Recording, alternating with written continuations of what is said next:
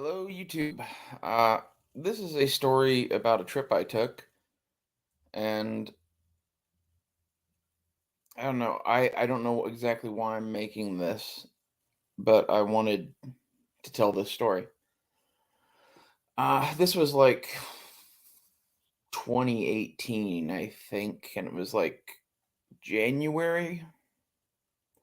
And my girlfriend at the time, Tiffany, and I got in her Toyota Corolla and drove all the way from Tulsa to uh, North Dakota, a town called Wapeton, which is like 4 hours south of Fargo.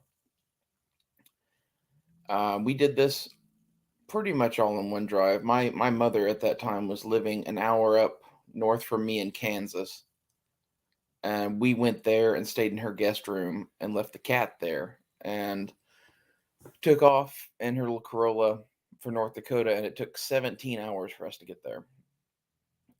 That was a super fun trip, and it was a lot of just driving through nothing. But like, I think this is the farthest trip that I've ever gone with just me and one other person. Like, usually I've been in bigger groups of people when we took bigger trips and shit. And that was interesting. Uh, you're not counting air travel and whatever. That's a whole different thing. I've done a lot of that. But as far as car trips go, this was a long time just on the road with one other person. And I miss that. Uh, I'm trying to think of on the trip up there, notable things that we passed really were we took US 75 from Tulsa all the way until somewhere in Nebraska where it cut over to I-95. And I did that because I like that highway driving back and forth to my mother's house. And it went right past her old house. So since you could just stay on that road and go all the way, figured I'd just do that because there really isn't a good path through Kansas. Like, that isn't the correct way to go. The correct way to take this trip is uh, probably to go, along the Missouri border. There's a highway. I think it's like US 69 or I 69 or something like that. And that's probably the better way to go. Anyway, we get on the road and we get to driving, and like the first notable thing we pass is a fucking Indian casino in Nebraska.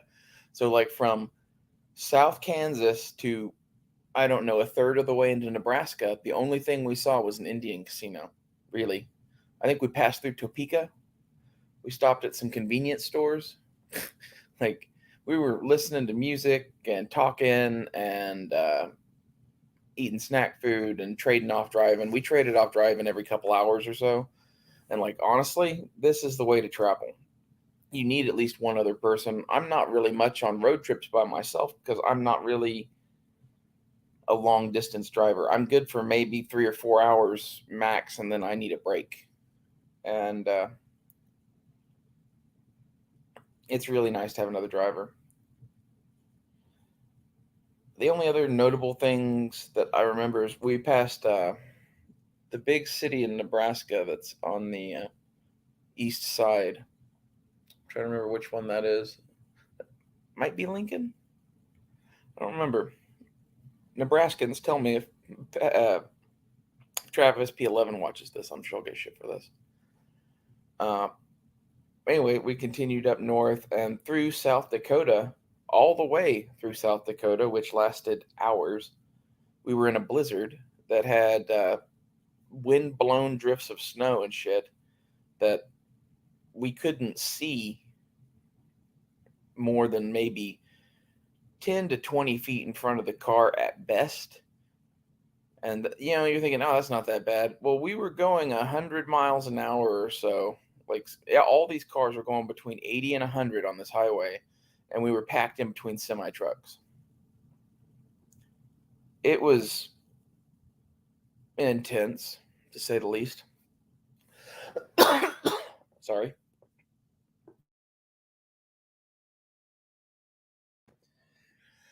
Uh, yeah. There was a time during that like there was shit on the window and we needed to get it off somehow, and me and my brilliance decided to take a water bottle, stab the top with a pocket knife I had, and squirt it on the windshield while we were driving like 80 in like apparently negative 30, 40-degree weather. Yeah, that froze really fucking fast. uh, so we had to kind of drive slow for a bit and let the ice melt.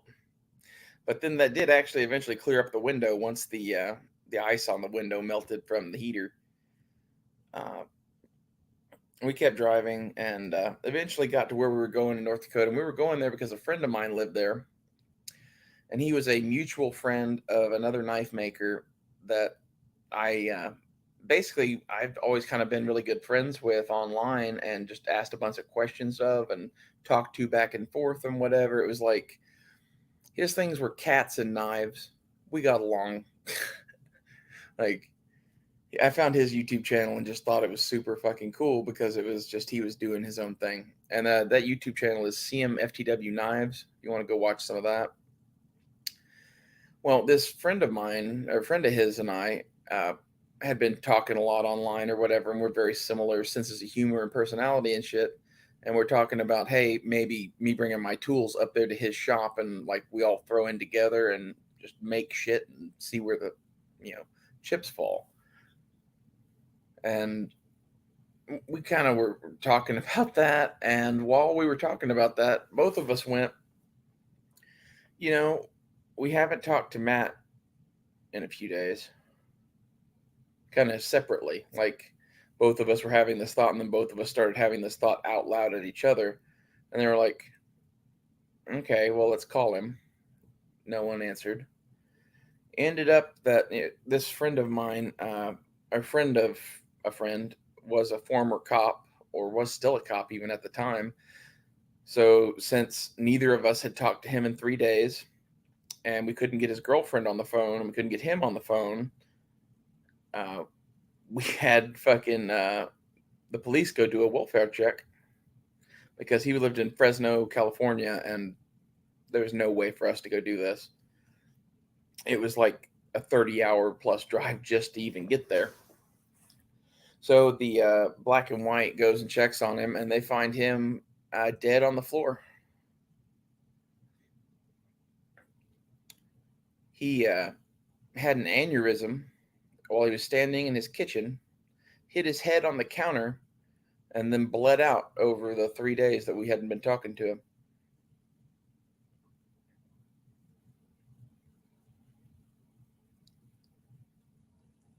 And I feel really shitty about that. Like I don't know if there's anything we could have really done, but like it took us 3 fucking days to be like, hey, where's that motherfucker? And like, what does it tell you that like we were the ones that found him dead, basically? We were the first ones to miss him.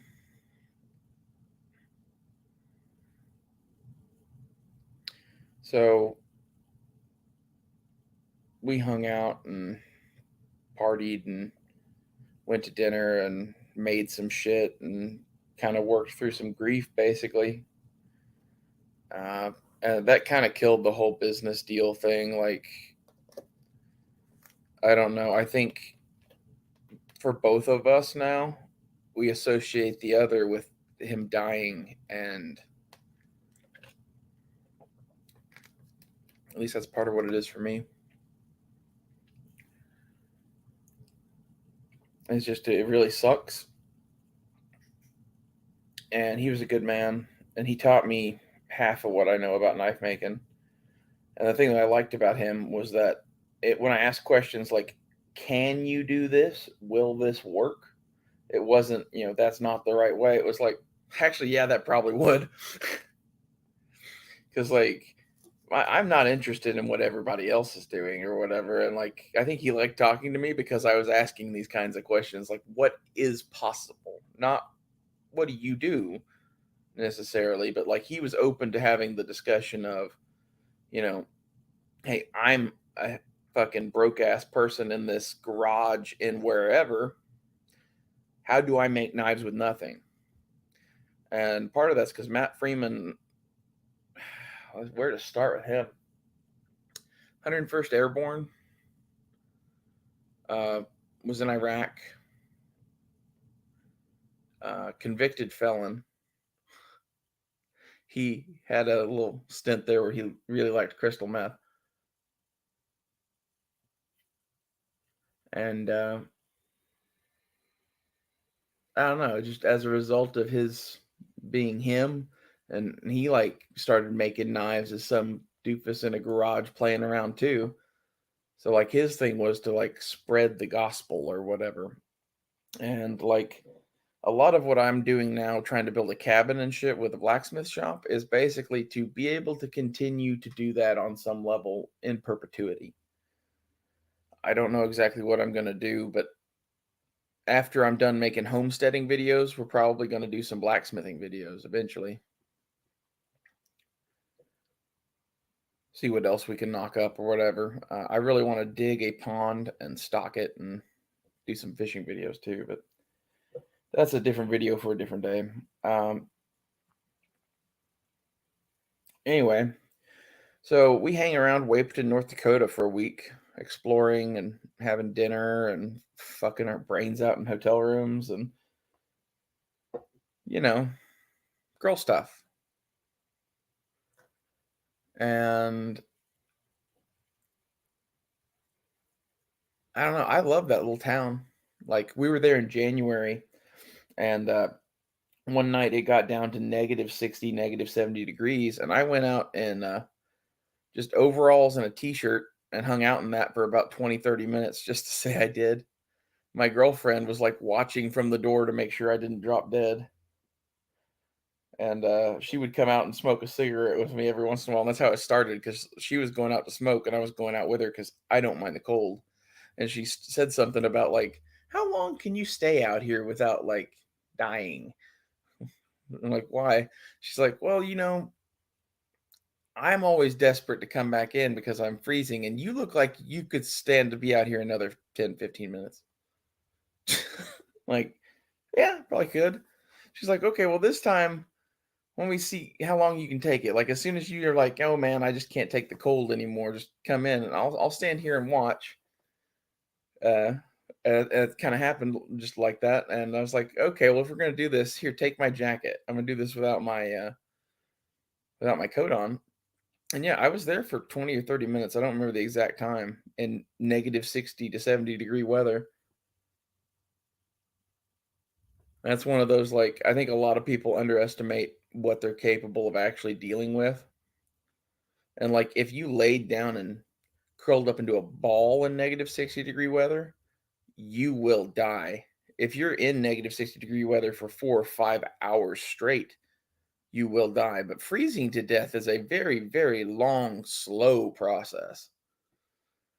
Like most people just can't deal with the discomfort of being cold, in my estimation. I have something about me that's I don't know. When I'm out in the snow and the cold, my hands get hot. And the only other people I've met with this are like Eskimos. Their hands do this. I don't know like if it's just some like recessive gene or something. I do have some Native American DNA, but it's like maybe it's Norwegian shit. I don't know. I don't know where that comes from, but I handle cold much, much better than most people. Point of all that was just like that was one of the things we did was try to freeze me to death. Uh,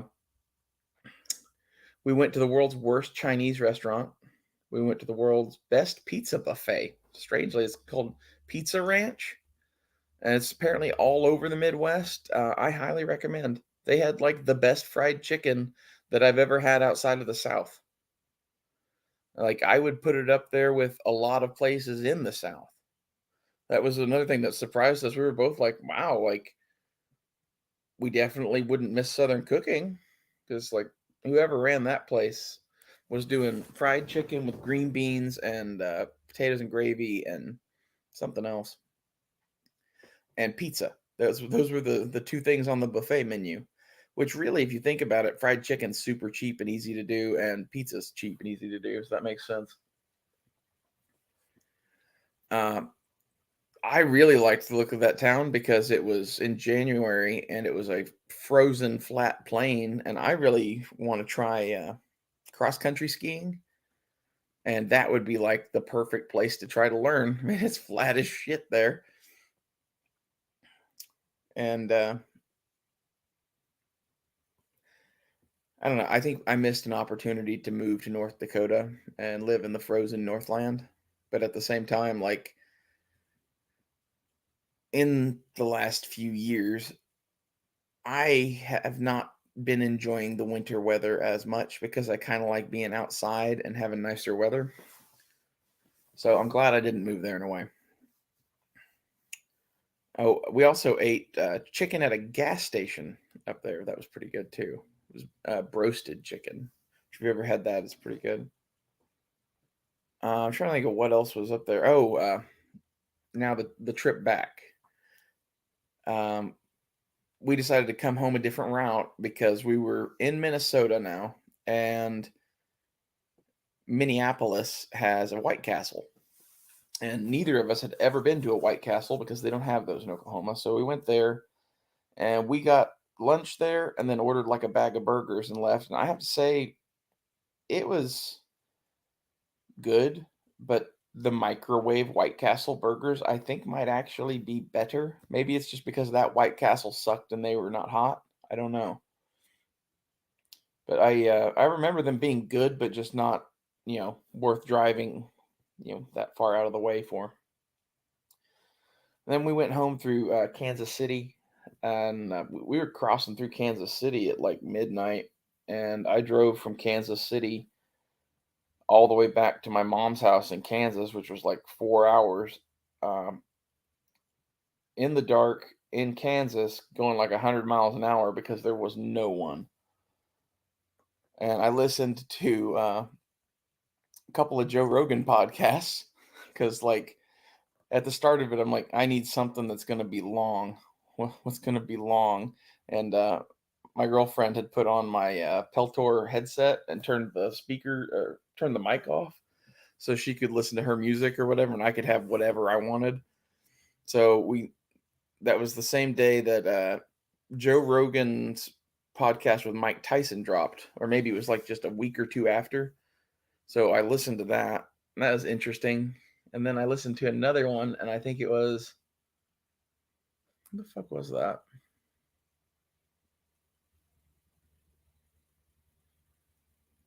I don't remember. It doesn't matter. I listened to another Joe Rogan podcast. It was Joey Diaz. That's what it was. That's a good double feature right there. If you ever want to watch any Joe Rogan podcasts, the one with Mike Tyson is interesting just because it's Mike Tyson, and there's several others like that. But Joey Diaz, any of the ones with Joey Diaz are good, as well as any of the ones with Bert Kreischer are good. Uh, Ron White also. This has turned into like who to listen to on Joe Rogan, but those are my favorites, along with like the weird science people he has on, like the pseudoscientists, as they're called, like the John Anthony West, Robert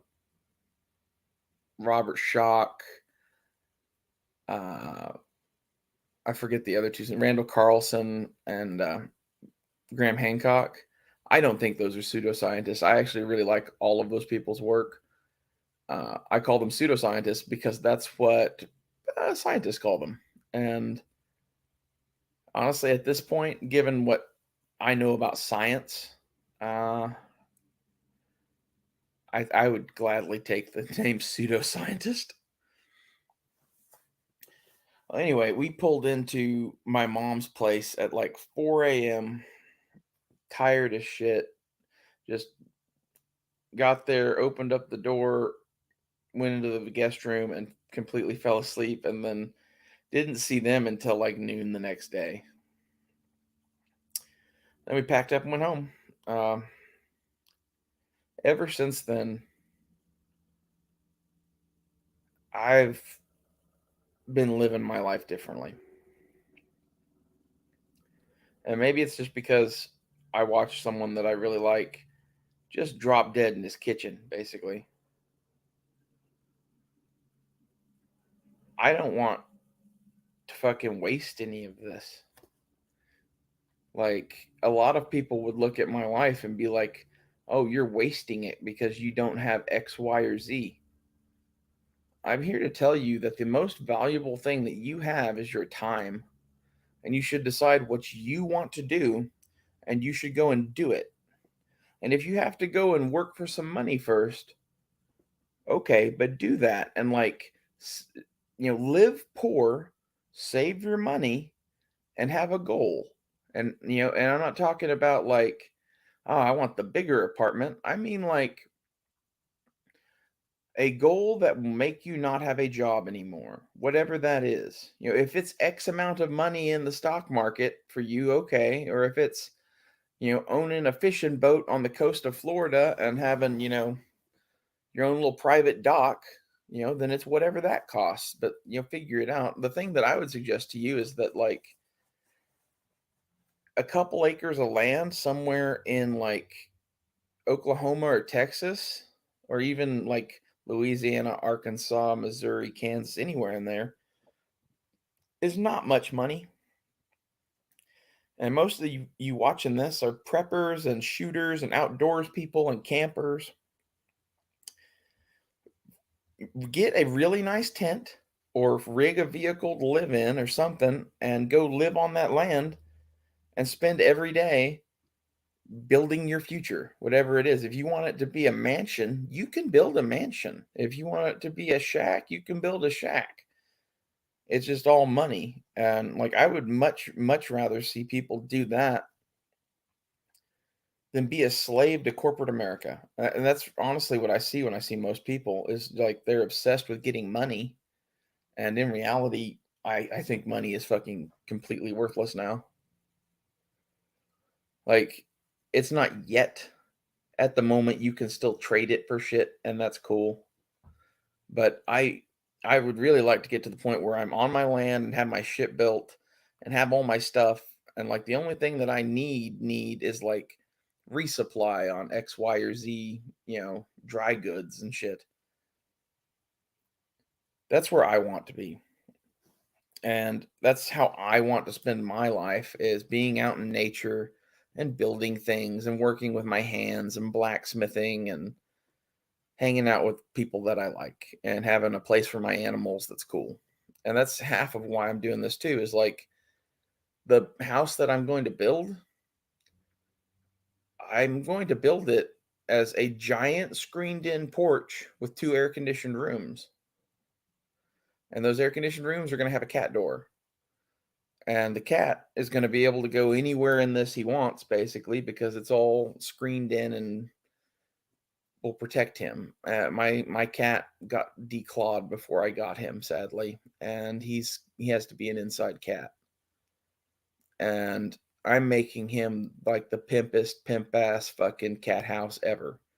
I know because I'm gonna live in it with him basically. Like I intend on connecting all the buildings I make with little bridges made of 2x4s and shit with screen and like that clear plastic roofing and just, have those connecting everything.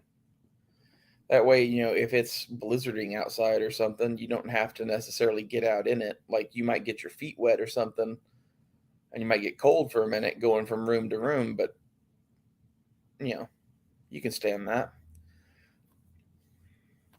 This is what I'm doing, and I'm trying to make this channel an example for my nephew to watch to see that he doesn't have to do what his mom and dad are doing. His mom and dad have made life choices that fucking suck, in my opinion. It's all keeping up with the Joneses bullshit. It's all, appearances and pretending to be shit you're not. And I don't like any of that. I don't want any part of it. I reject it all. I reject society, I guess. And I'm hoping that without ever speaking to my nephew at all about any of this, just by watching myself and his father and mother and my mom, that he'll get the idea. And I plan on having enough land to offer him, a couple acres for himself someday. Because, like, my plan when I say I'm going to buy 2 acres is I'm going to build my shit on 2 acres, and then I'm going to continue to squirrel away money and turn money into land and silver. And I'm going to try to buy up everything around me. I would like to have a property line that's 4 miles out from my cabin if I could. So yeah, I guess my goals are lofty, but I'm gonna buy more land. And I'm definitely, if I see a cheap patch of land near me, I'm definitely gonna buy that because I figure again, whenever my nephew turns 18, that's gonna be his high school graduation present. It's gonna be probably 2 acres. And like all of my tools and assistants and maybe even some building materials. Like if he wants it. And between me and my buddy that's building this shit with me, we should be able to help him do something. And even if it's just like a little one room shack with a tiny solar setup that he can come and, you know, spend the night there instead of being in a hotel or staying in the bunkhouse or some shit, it'll be his. It'll be like his room at my house, especially if it's built on that 2 acres with my house. I figure as soon as he is, you know, headed up this way to visit my mom and shit, and I have land, I'm gonna abduct him and go pick him out a spot to build him like a little one man place to sleep kind of cabin sort of thing. At least as like a kid's room kind of initially. Maybe something he can build onto in the future or something like that. I would really like him to have his own room at my house though. That's maybe not even attached onto my little interconnected system of buildings, but is off on its own somewhere, like gravel path connecting it. That's the other thing. It's like I'm gonna have to buy a bunch of fucking gravel.